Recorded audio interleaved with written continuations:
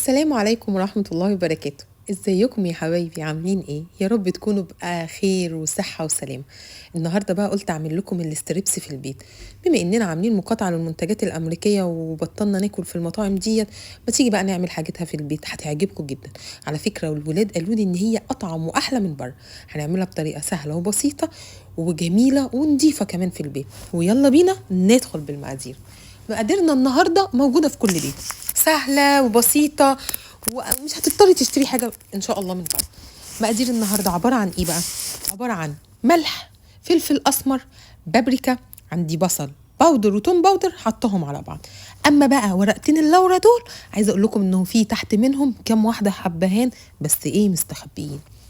وعندنا كمان النهارده العامل الاساسي هو البانيه ده جامع عادي عريض وانا قطعته بالنص فبقى عامل زي الصوابع. ده بقى خل، وعندنا زبادي، والاتنين دول انا مبدلاهم وهقول لكم هما ايه المفروض يكونوا وليه انا بدلتهم. عندي كمان المقادير دي زي ما احنا اتفقنا بتتحط زي ما انت عايزه على قد الكميه اللي انت هتعمليها، عشان كده ما بحبش اقول لكم حطوا قد كده وقد كده لان كل واحد بيبقى ليه كميته.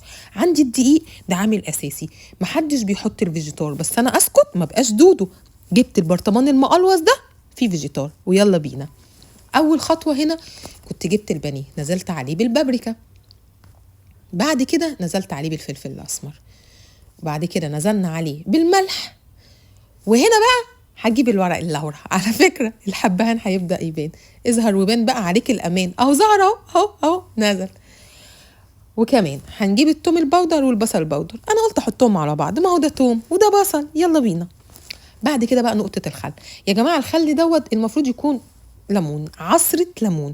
والصراحة الليمون أطعم من الخل، ما اكدبش عليكم، ما هو مش عشان أنا ما لقيتش ليمون في التلاجة أقول لكم إن الخل طعم، لا طبعا الليمون أطعم، فأنت لو عندك ليمون اديها عصرة ليمون. أما بقى الزبادي فالمفروض تبقى بدلها يا إما لبن يا إما إيه يا إما رايب. طب بما اني دودو لا لقيت لبن في التلاجة ولا لقيت رايب، نوقف الاكله؟ لا، جبت الزباديه وسالتها هتحلي المحل، قالت لي احل. قلت لها يعني هتبقى حلوه؟ قالت لي وطعمه وجميله جربيني، وجربتها والصراحه صدقت معايا، حلوه بجد وطعمه بجد. انا اصلا اعتمدت الزبادي بعد كده في الاكله. جبنا الطبق وجبت البتاع دوت يا جماعه، بجد البتاع ده بينزل الدقيق بس بالعافيه، تعبني قوي. انا قررت ان انا اجيب واحد قلوز ومقلوز زي بتاع الفيجيتار واحطه. بصوا جماله بالله عليكم، اول ما تفتحيه اقلب هي القلب على طول، ما عندناش وقت. طبعا بعد كده كان عندي شويه من البهارات. البهارات يا جماعه المطحونه، مش هحط خلاص البهارات الصحيحه، التوم والبصل البودر، عندي الملح، حبه بابريكا، حبه فلفل اسمر، كله اقلب اقلب اقلب اقلب. وجبت المضرب واضرب يا معلم، وبدات بقى اخلط كل الحاجات دي مع بعض. خلطتهم كويس قوي عشان الدقيق يبقى متبهر ويبقى طعمه حلو. وطبعا هروح اجيب الفراخ من التلاجة، وانا قلت لكم صحيح ان انا حطيتها في التلاجة؟ طيب لو كنت نسيت اديني قلت لكم، جبتها من التلاجة وبدات انزلها في الدقيق. بصوا يا جماعه عايزه اقول لكم على حاجه، بعد ما بحطها في الدقيق بنزلها في الميه، على فكره الميه دي ميه ساقعه مش ميه بس من الحنفيه، وبخلطها تاني في الدقيق وبرجع احطها في الميه.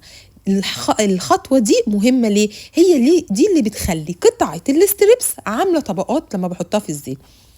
على فكره انا حطيتها في التلاجة يا دوبك ساعه لان ده بانيه، فانتوا فاهمين بيستوي بسرعه وبيتبل بسرعه، لكن لو انت هتعمليها بالفراخ الصحيحه مش هتاخد وقت. بصوا شكلها وجمالها، يبقوا نفضوها صحيح من الدقيق كويس قوي.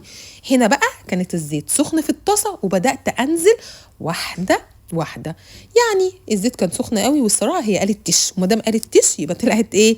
الزيت حلو وسخن. بصوا يا جماعه مش بنزلها كلها مره واحده في الزيت، ليه؟ عشان درجه حراره الزيت تفضل دايما سخنه. لو نزلت الكميه كلها لان انا كنت حطاها في ميه ساقعه الزيت هيبرد، لا انا باخد دقيقه تقريبا او اقل من ثانيه كده او اقل من دقيقه وهحطهم كلهم.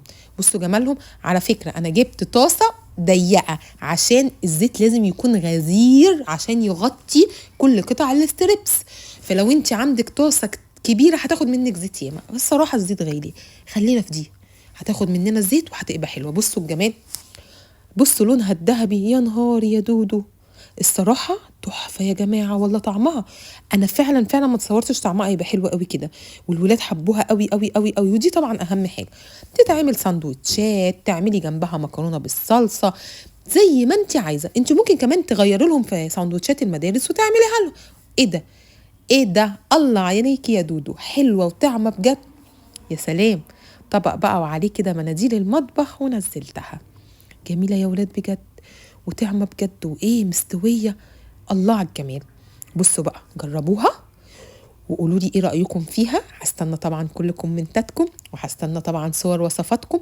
بصوا جمال، بصوا النظافة، حاجة بقى في البيت مفيش احسن من كده. هتوحشوني جدا جدا.